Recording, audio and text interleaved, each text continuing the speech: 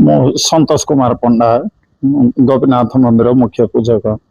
କଣ ହେଇଥିଲା ଆଜ୍ଞା ଆଜି ପୁଲିସ ଆସିକି ପହଞ୍ଚିଛି? ସାରା 16 ତାରିଖ ସନ୍ଧ୍ୟାରେ ଠାକୁରଙ୍କର ନୀତିକାନ୍ତି ସରେଇକି ମୁଁ ପହଡ଼ କରିକି ଯାଇକି ଗଲି ସାର୍।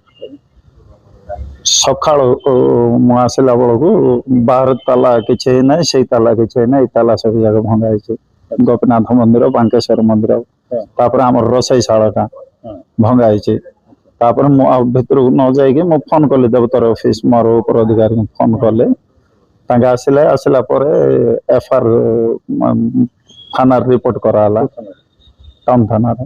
ତାପରେ ସାର୍ ମାନେ ଆସିଲେ, ସାର୍ ମାନେ ଆସିଲା ପରେ ଆମେ ଖୋଲି ଦେଖିଲୁ ଏଇଠିର ଗୋଟେ ଯୋଉଟା ଆମର ସେବାୟତ ହୁଣ୍ଡିଟା ଏଇଠିର ଭଙ୍ଗା ହେଇଛି, ଆଉ ଶିବ ମନ୍ଦିରର ହୁଣ୍ଡିଟା ଭଙ୍ଗା ହେଇଛି। ଛୋଟ ଛୋଟ ମକୁଟ ଦିଟା ଥିଲା, ଦିଶୁନି ସେଇଟା। ଆଉ ତାପରେ ଖାଲି ପଇସା ଏକା ଚୋରି ହେଇଛି।